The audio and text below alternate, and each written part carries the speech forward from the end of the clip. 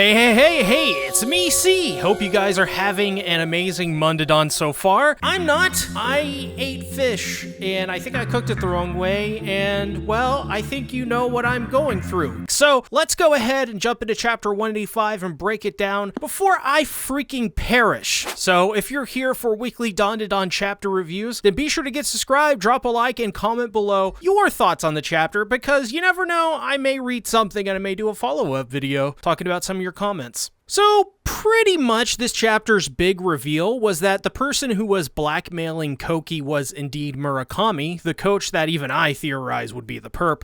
I mean, you can go back, I always had my doubts that this would just be Count Saint Germain, and what I think is slowly being revealed is that the simple fact that Count Saint Germain has built up an organization of men and women who will go out and steal powers while preying on their own weaknesses to some degree.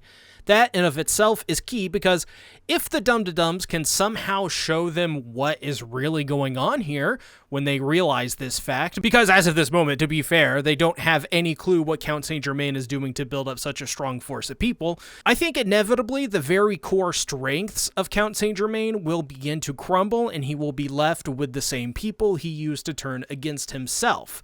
However, I also believe that this moment will come just too late. Count Saint Germain will most likely be able to achieve his goal by probably just the slimmest of timings, and then they will all need to unite for like this big counter-offensive.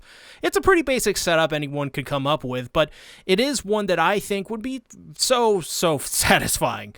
Just imagine everyone just ganging up together to take out Count Saint Germain, and how cathartic that would be. The imagery of that would also just be incredible too, especially with Tatsu's amazing art direction. But I'm getting a bit ahead of myself, aren't I? There was an entire other part of this chapter we've got to talk about, besides just the stuff at the very end. This chapter frankly just feels like yet another part of the gym fight. Nothing too out of the ordinary besides Rin finally being showcased in a while. We don't get that too often, as with having such a big cast of people, there are long stretches we'll just get without characters getting their moments, like Rin, until much later after their big introduction arc. It's sort of like One Piece in that way, so hopefully Tatsu can find a way to make the wait for those moments with Rin less agonizing. Though, to be fair, Dandadan is just so damn consistent that I think most people don't care too much about waiting for characters to have a bit of shine.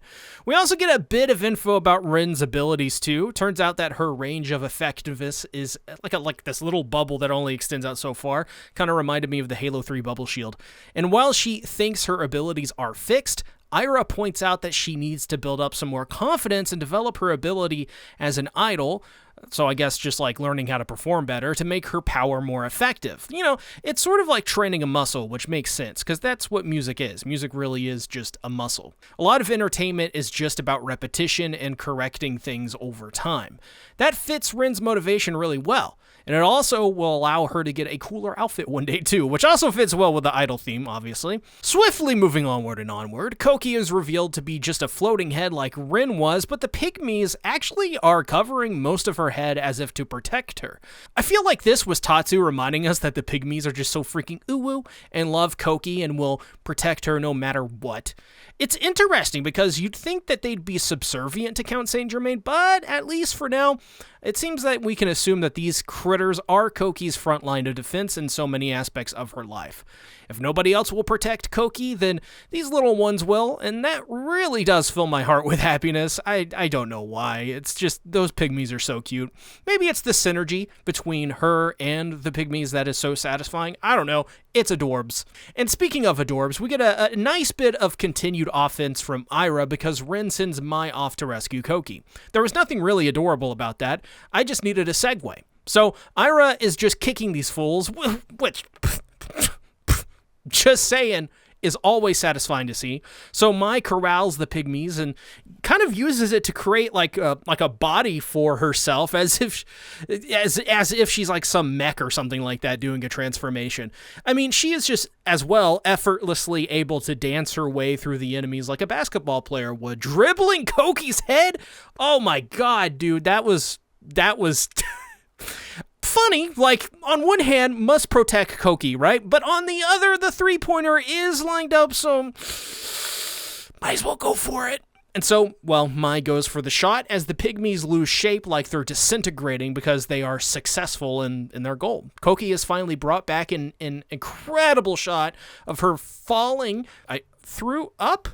as the headless men are all grabbing at her. I think this moment was strengthened knowing that Ira was the one who caused, not literally, but helped, I guess, facilitate the headspace that Koki would eventually go into and cause her to spiral. Now that same girl who took away her spotlight is now the one that is working with Ren, Mai, and the pygmies to actually save her life. I think this sends a really positive message that I think like nobody is better than one another, that despite someone being better at you than something else, if you work together, you can achieve more. And of course, there's other things that you can be great at, or you can just like try to earn it, try to get better than Ira, right? And of course, I think it shows that Ira isn't too uppity. So when number 2 is down, number 1, which is her, will be there to protect her. I mean, I guess, like, from my point of view, competition, I don't think means rejecting compassion is what I'm talking about. I think it means embracing it to inspire others and using your position to bring others back up to your level. I'm probably reading too much into this and getting flamed in the comments as we speak, but I loved the positive message that I personally saw in this moment. But this is where it's revealed that the meathead Murakami is the blackmailer, and Tatsu's depiction of him is just so goddamn hilarious in one way, and in the other way, kind of disgusting. Like, I want to take a shower after looking at pictures of him.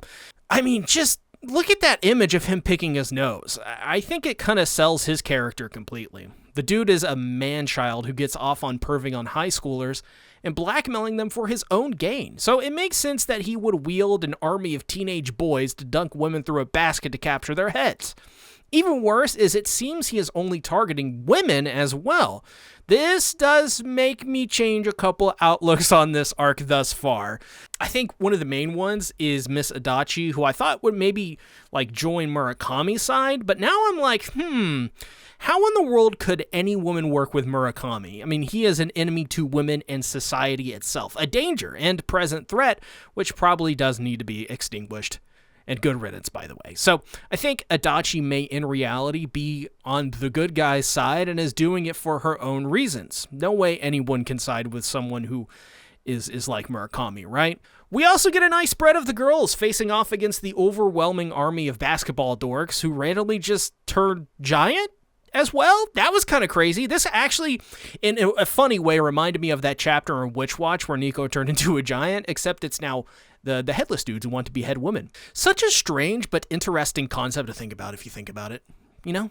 And to make matters worse, Ren needs a break, but they are able to use the pygmies to find Murakami. And where, by the way, where is that D-bag? Well, he's not even there. He's in the room in a luxury apartment doing cardio, watching it on his secret tablet, which has cameras pointed. Dude, this guy's just, kill him. Kill him now! Murakami is literally a clown, and I hope this guy goes down hard. But now I'm thinking, because of the way this chapter ended and based on his location, that we won't be getting his downfall anytime soon. Instead, what I think will most likely happen is, like, the same thing I kind of said in last week's video. I think Queen Sensei will surprise us all and deal with this somehow. So far, it seems the way this fight is going is themed for basketball, so if Queen Sensei is the school nurse, then I could see her coming in, cleaning house, and doing so in a very dominant fashion with her blackjack or whatever, making a whole bunch of hot nurse jokes, taking care of basketball people.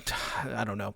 Well, and whatever indeed. I want to hear your thoughts on the chapter below and your theories on what is coming next. If not, join my Discord, which is uniting my Chainsaw Man content and my main channel content, along with my anime podcast content, and of course, this content. If you want to give the channel a bit of juice, consider throwing me a bone at patreon.com/CTactics or using my Gamer Subs partner code CTactics to get 10% off orders like these. I absolutely love this beanie, by the way, and the flannel. This is so good. But also my new waifu cup because I'm a filthy weeb. Thanks for watching, y'all. I'll see you next week.